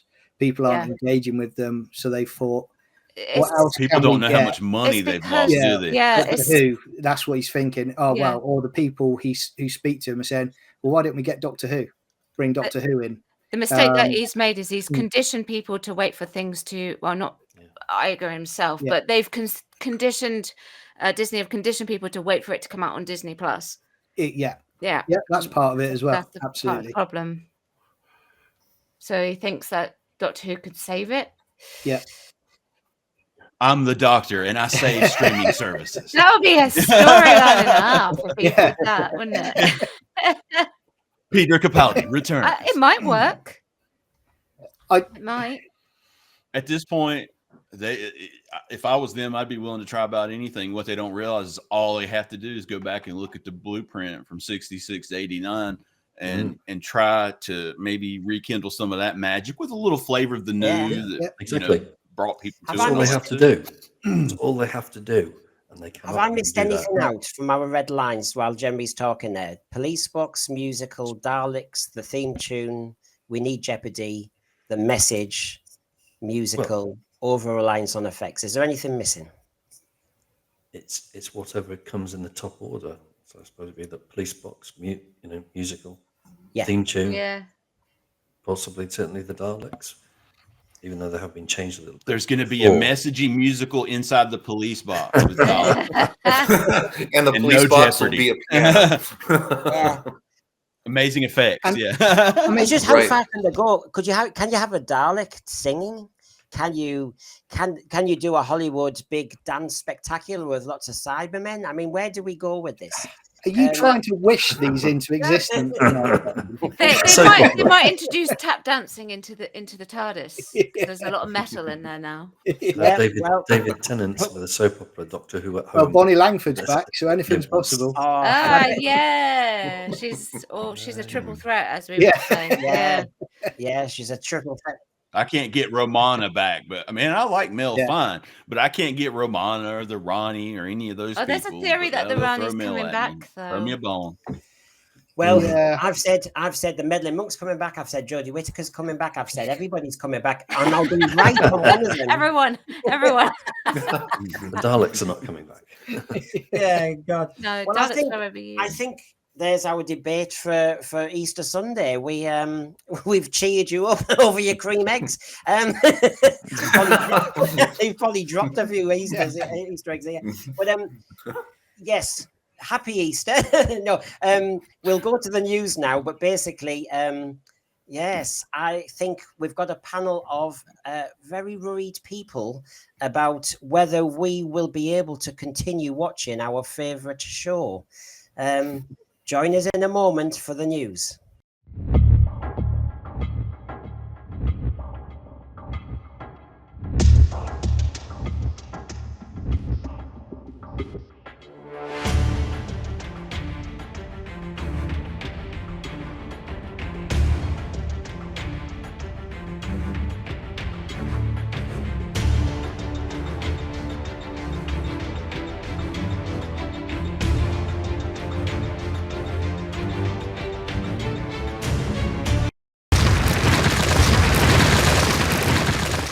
First big headline, I don't know if everybody saw it, but basically at Glasgow University, which actually he's alumni of, Stephen Moffat was talking, as you see there in conversation, talking about his writing career. And it was very interesting. He did go over his writing career and he went through everything right up to Doctor Who. And he referenced obviously coming back. But he hit the headlines because he was asked a question and his answer was, it's foolish to think Doctor Who's job is to reflect society.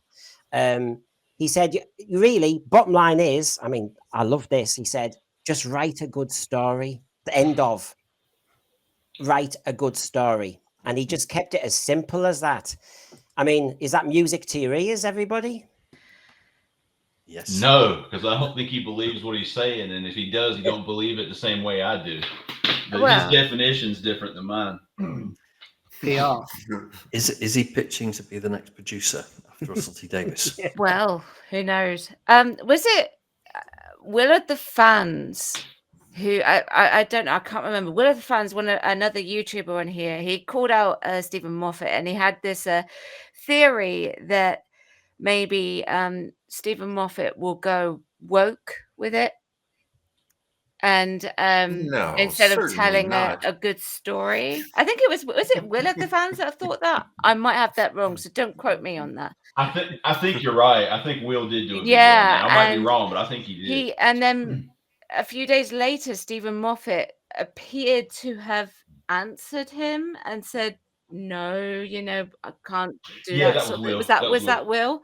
Yeah. That was Will. And so since that happened, he's Stephen Moffat has been saying this sort of stuff because Stephen Moffat was never coming back to the show.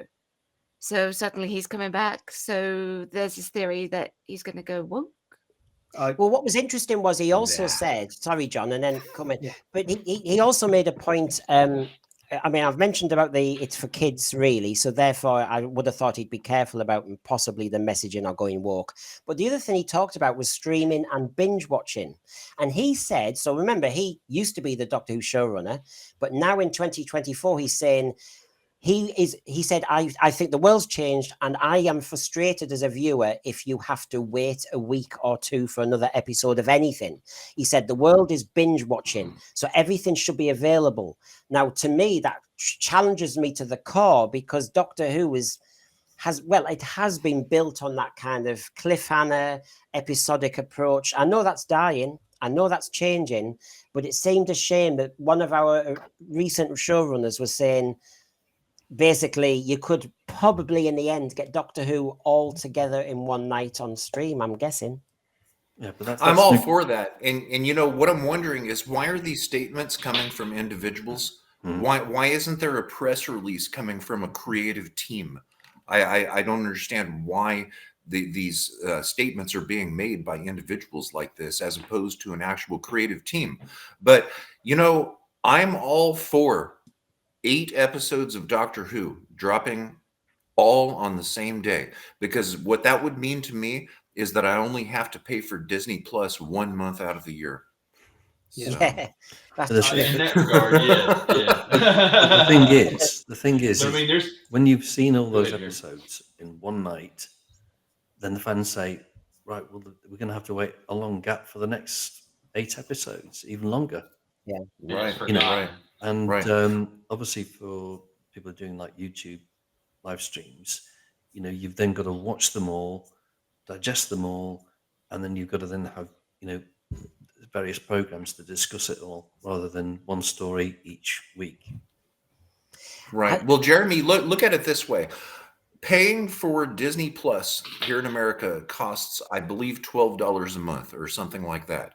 So if 8 episodes, okay, it's $14. Okay, so if all 8 episodes of Doctor Who all drop in 1 month, then it costs me $14 a year to watch Doctor Who. Now, wouldn't it make more sense for Disney, money-wise, for there to be an episode of Doctor Who every month throughout the 12 months? Then I would have to pay this $14 12 times to watch Doctor Who.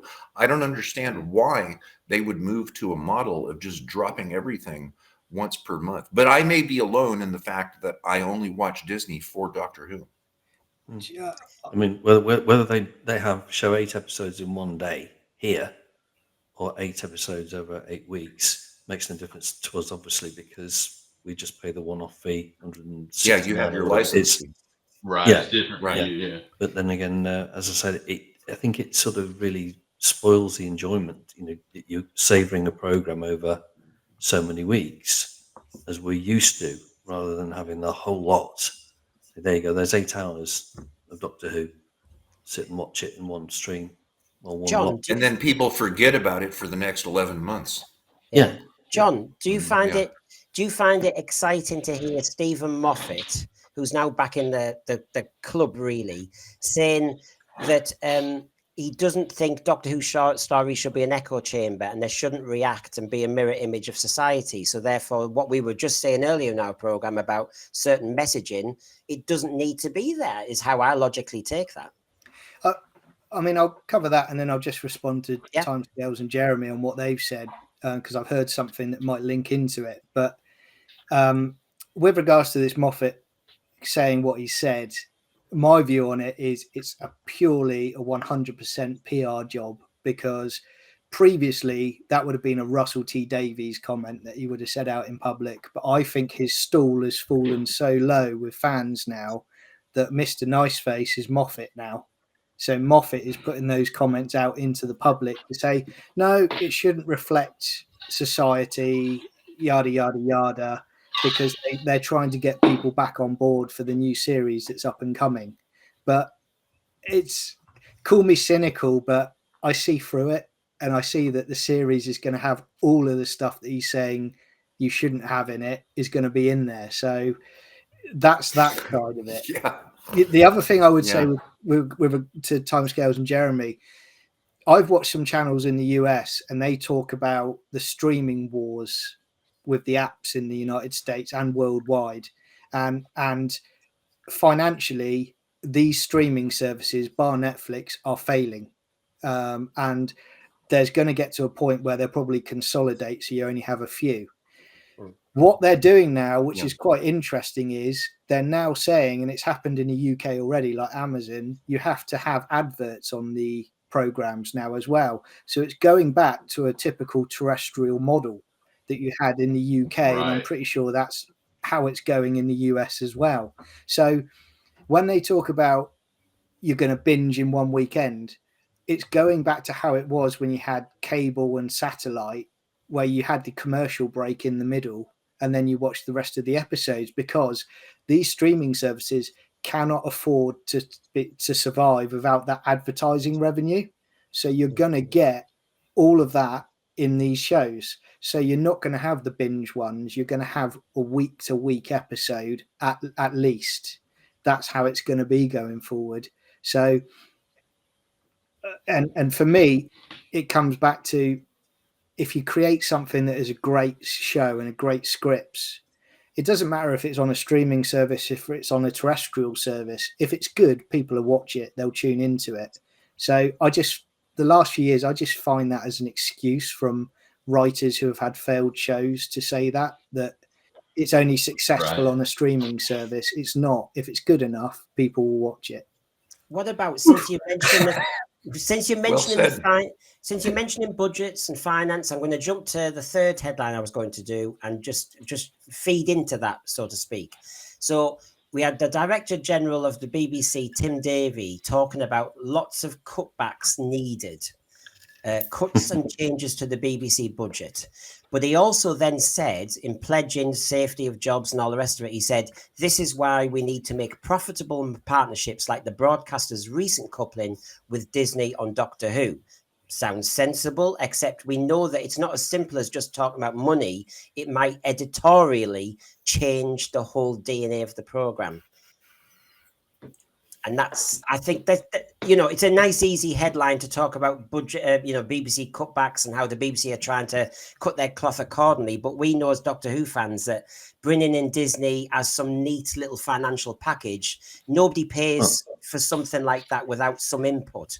But the BBC are not cutting their cloth. That's the whole point. They are going to announce some new radio channels to compete with some of the easy listening channels, the independent easy listening channels. Hold on. All right, keep going, Jeremy. We missed about 3 seconds there. Keep going, Jeremy. Oh, sorry. What did you miss? The BBC wants to be all things to everybody, but it hasn't got the money to do it, and it needs to cut its cloth to fit the table. And obviously, it's chasing co-partnerships with Disney and probably any other organisations in order to fund or semi-fund the programs that we would normally put on. Yeah, I would agree with that. I mean, you've got things like radio channels that are doubling up, like Radio 4, Radio 4 Extra, Radio 5, Radio 5 Extra, Radio 5 Extra, Extra, Extra. You don't need all these extra channels. And BBC, you've got BBC 3, BBC 4. You know, all of that stuff could go on to BBC 2. When you look at BBC 2 and BBC 1 at the moment, it's repeat, repeat, repeat, repeat. If you go on the listings, on probably about 85 to 95% of the programs on BBC 2 are all recent repeats. Now you can put archive programs and new programs on BBC 2. So you don't need BBC 3 or even BBC 4. I can't remember the last time I watched BBC, to be honest. It's probably Doctor Who at Christmas. It's just, it's got, you know, my dad worked for, my late dad worked for the BBC all his life, you know, from 16 or 17 when he worked his way up. And I was always proud having a dad working in the BBC. It was great, you know, mates at school, they'd say, your dad works at the BBC. But now, you know, they don't deserve the license fee because the stuff they're putting out is so low quality. But your dad, you were telling me your dad saw the change. Yeah. And Dad did, you know, but before he passed, he said to me a few years ago, he said, it's unrecognizable now. And he said it was starting to creep in his time, but this generation, it's pushing that message, you know, and there's, the trouble is the BBC is, they say they're for everybody, but it's not for everybody anymore. It's pushed a certain way. It could become great again. Everything can always become so great. Therefore, so it's not just a financial deal with Disney that they've liked. Disney and BBC kind of agree with each other on stuff, don't they? Yeah, and that's it entirely. Because why did they sign up with Disney? Because they both think alike. You know, they didn't sign up with Warner Bros. They didn't sign up with any of the other, you know, big companies. It was Disney. And I've said the other day, I think they've done a deal with the devil. I think that's going to come back to bite the BBC because it's short-term thinking. Well, if I could bring in an item sent, thank you by Jeremy. Obviously you read this, Jeremy, but this links in again. It's Disney, it's the BBC, it's Russell Davies. And so if I bring this up and see how everybody feels, there's a lot here actually in this discussion. And I know, for example, me and Timescales, you've been saying, when are these things being said? Where's the press releases and everything? But he was talking, speaking on a television podcast, and these nuggets came out. You've got to look in the long term at the end of the BBC, which is undoubtedly on its way in some shape or form, says Russell. Is Doctor Who going to die then? No. You've got to prepare for that kind of stuff. The lack of lavish BBC budgets is another reason that Davies claims Doctor Who's future requires Disney's involvement, particularly in a world where high-budget productions are increasingly the norm, as Doctor Who needs to be up there with the big hitters. If Disney collapsed tomorrow and we had to go back to making Doctor Who on a normal BBC budget, you know what? We'd all rally round and make it, and suddenly the stories will become claustrophobic ghost stories. A lot of people would like that very much. So I'm not saying you have to have this happen, but while it's happening elsewhere, I think it's unfair that it doesn't happen to Doctor Who. So basically, Rachel, from earlier in the program, when you were talking about the use of over-reliance on big budgets and effects and stuff, he's actually saying at the bottom there that we could tomorrow go back to good old-fashioned Doctor Who in a second. I'd be happy with that. Yeah, go for it. Knock it out of the park.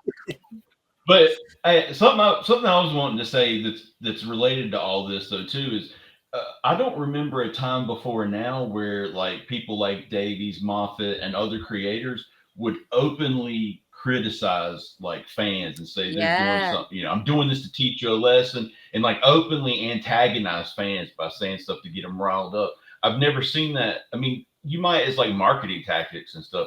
But like as opposed to, you know, say you got 70% of the people don't agree with Moffat or RTD on some issue, and then you'll see in some article or something where they'll basically just antagonize the people that don't agree with them. And I just wonder if that's going to get worse, or I mean, and where is the money? People like Disney, I'd be popping up and being like, look, pal, you need to shut your mouth or be saying stuff that, you know, tries to get everybody to watch. But it's like they're openly saying, you know what, if you don't think like we do, you don't have to watch them. We could care less. And look where they're sitting. Look how the state of the BBC and Hollywood. Well, yeah, he swore or something, didn't he? At one of his someone who commented on his Instagram post about Davros, and he just Yeah, I don't something remember like the details And it's around like, it, but yeah, it was you kind of know, a crummy if thing to that's a do. fan of the show, you can't speak to them that way. But you can't speak to people that way in general anyway. You really shouldn't. But It's a And why disconnect. are these statements coming from individuals? Why aren't there statements that Yeah. are coming from creative teams? Because what they're doing, they're pitching for themselves. Yeah. They're not Yeah. pitching for themselves. They're pitching Well, for you know BBC. what? Yeah. I've heard you guys saying that, and I really hope that that's not true, because if that's the case, that really sucks. And I don't understand why that would ever have been allowed to happen. Well, it shouldn't be happening. I missed that. As like someone who's worked in the entertainment industry, I'm always like given talking points and stuff that I'm not allowed to say. This is when, you know, I was in the 2% and not the 98%. But you know, you're given these talking points and you don't go beyond that. And you're nice, you're polite, and you know, you try and keep it stum. You know, you don't go and Rachel Zegler something. Yeah. You know, and talk Right. beyond It's a privileged Yeah. position. It is actual true Yeah. privilege that you know puts you in a Yeah. privileged position, and you should carry yourself Yeah. as such. Yeah, and you know, all of these things that people are saying beyond what they're saying is like, well, did the BBC say you could say that? Yeah. Did Yep. Disney Right. say you could say that? Mm. Are you allowed to talk Right. that way to people? That's how you lose people. I mean, sorry, John, I'll be Just dead go, fast. I'll come to you. But I'm just thinking what Brandon said, and then following on from to Rachel there, that basically, really, I suppose, Brandon, what you're saying is they've got so big for their boots that they don't care how they speak to us because they're more bothered about the financial deal. They're going to go global. They're going to go big. We are one person out of a planet of 4 billion. They really don't care. They're going for the big fish. We no longer count. That disconnect is definitely there. We were talking earlier about red lines and stuff like that, and it looks as though that red line has been made by them, not us. John, what were you going to say? I was going to say exactly the same thing, actually, and it comes back to kind of what Timescales was saying a few minutes back about the fact Russell T Davies is making these comments. You know, that's not for him to make the comments. That's not for him to put the statement out. There should be a team within the BBC that are involved in that process, and they're putting out a press release and a statement saying that, you know. And the trouble with, and I'll flip to Disney, what you've got at the moment in the traditional sense where you have shareholders and stakeholders, in the past, what you would have is Disney would be losing money because of what they're putting in their shows, because nobody's watching, they can't sell the merchandise. That would hit them and that would create a course change. Now, what you've got is a lot of the shareholders now are BlackRock and these large investment firms that effectively they funnel billions into these companies. So effectively, even if you've got a lot of shareholders who are basically saying, well, hang on a minute, I'm a shareholder in your company and I'm not happy with what you're putting out, they'll ignore you because they're making so much more money from these investors.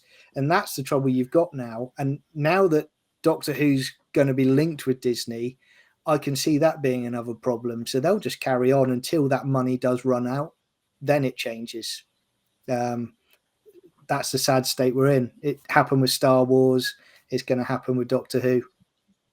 Yeah. It'd be interesting to see what happens at the end of the second series, because currently Disney are only funding 2, if I got that correct. So it'd be interesting to see. Maybe they're just testing it, seeing how it works, and if they don't want to do it anymore, then they're out.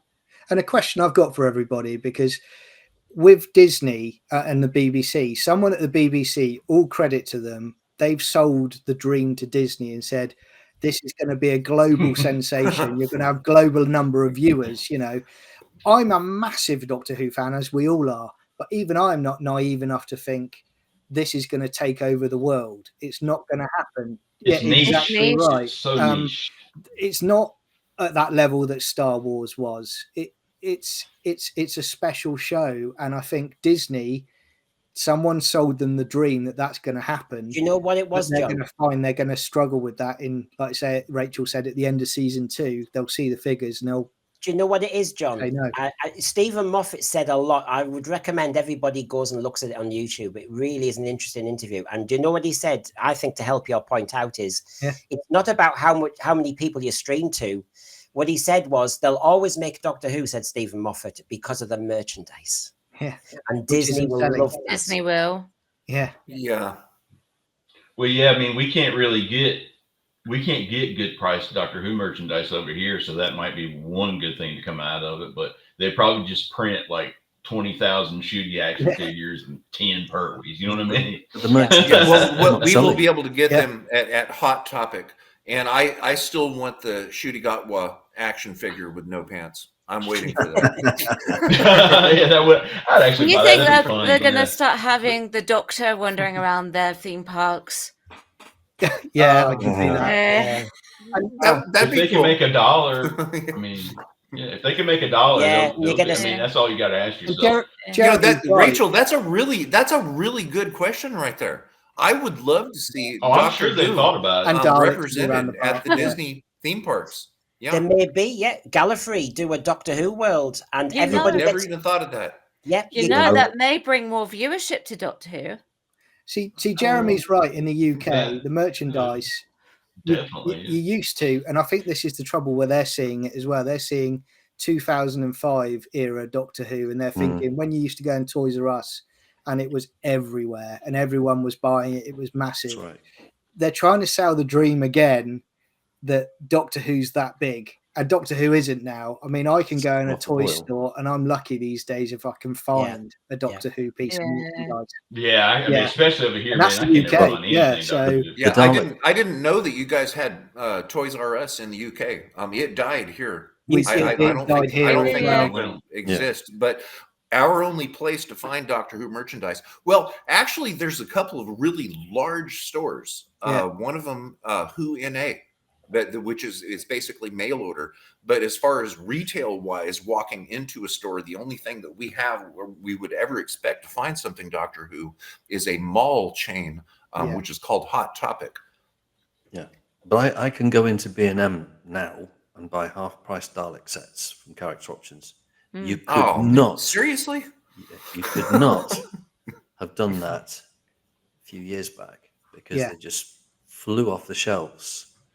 I mean, I know a lot of eBay buyers bought them so they could sell them at Yeah, that's where they end up sold to people like me on eBay. but now some of the figures are half price because they want to clear the stock. Well, they've done the same with Character Options, haven't they? They're doing discounts. I just want to finish this with what you sent me, Jeremy, which is wherever all the fans feel out there, Russell Davies also said that contractually he's not tied down. It's a kind of rolling contract. It's very free, but he also then said, look, hold on a minute. I don't, it may not trap me, but I'm very happy and I'm staying and I'm not going anywhere. So that pleases one person in particular, because just yesterday we had the Royal Television Awards and there was Jodie Whittaker, glad, hello, can I have a job? And that kind of reminds me that in our trailer show, I do think Jodie Whittaker will return, because I think that's in Russell Davies. It's in his bones. He wants us all to love each other and he doesn't want anyone left out. How does everyone feel about that? This looks quite chummy, doesn't it? Yeah. No, they know each other quite well. And Well, it's then the other making hand, it for them, not us. Basically, that's what it is now. They're making it for the club and their mates. Essentially, that's how I see these mates people rates. now. Yeah. To brag on how they own us. Yeah, and it'd be like they could never admit they were wrong. It's let's keep doubling down until the show goes, and then in a few years' time they'll put an article out saying, "Well, that was a big mistake that we had Jodie Whittaker as the Doctor." After the dust is settled, that's their PR 101. But yeah, I think sadly, Brendan, you're right. I think there's going to be a Jodie Whittaker appearance at some point. I just think it's in his nature. He wants to right the wrongs as he sees it. Yeah. And good for Jodie. I mean, I'm sure, Rachel, you'd approve. You know, it is networking, isn't it? This is how it works. Yeah, this is exactly how it works. In person, we have some apps where we can network and things like that. But this is well, like I said last time, it's who you know, isn't it? It's not what you know. That's why LinkedIn exists. That's true. Yeah, very true. Yeah. So not hardly any of my lot are on LinkedIn. We have something else. All right. Those three people are going to have the distinction of killing the same person twice. The thing that I have, I went to log into it the other day because of something that we were talking about with the Mel Gibson and Disney, and I was like, I just want to check, and I went and looked at the app, and I was like, oh my god, they've updated the entire app. I have no idea where anything is. I can't even ask my question. I can't even ask. But yeah, I will work out how to use it, and then finally ask my question. It was like completely changed. It was really weird, but yeah. Well, one person who's not networking very well at all is Millie Gibson. Millie. Yeah, she's in the next Doctor Who magazine, and it is such an unfortunate quote, isn't it? Fans won't be expecting what happens next. None of us did. You're out. I mean, it's such a shame for her, isn't it? Oh. I feel so bad for her. Why is she on the front cover? I think it's just it was an interview for season 1. Yeah, it's just unfortunate timing. I think bad timing. They shouldn't have announced it. They shouldn't have announced it. They should have left well alone until it was time. Oh yeah, we shouldn't know yet. That was unfair on her. Sorry, I have major opinions about that. Did they officially announce it in the end? Oh no, sorry, no, because I know it was leaked. Photos. Sorry, yeah, it was leaked. Sorry, I'm glad you pulled me up on that. No, that's fine because I thought I'd missed something then, and I was like, "Oh, they finally admitted it." No, it's okay. No, they haven't. Oh, okay, yeah. They haven't admitted it. Just the photos have been seen on set with a new companion. Yeah. Sorry, that was. No, it's fine. Didn't want to mislead anyone there. No, so this is blatant PR management then, isn't it? Basically, right, let's slap her on the front cover, do a nice story about Millie Gibson, and everything will be all right, don't you worry. That's what this is for, isn't it?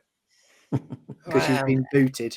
I know people are saying, when we do this, you do the circuit advertising a series, you go on the Great Norton Show and all the rest of it, the one show, will she be on it? Because she is in series 1, so you'd expect her to be part of the interview package, and PR. Well, if she's been fired, then potentially not. Yeah.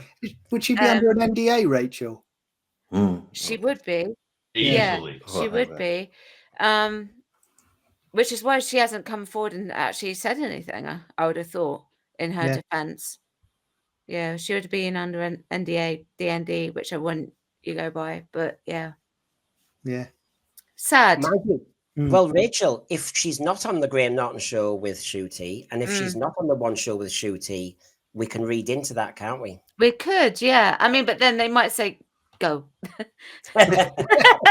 Go on, quick, before they speculate. You never know. But the interviews on the Graham Norton Show are not very in-depth. No, a couple of minutes of that. Yeah, well,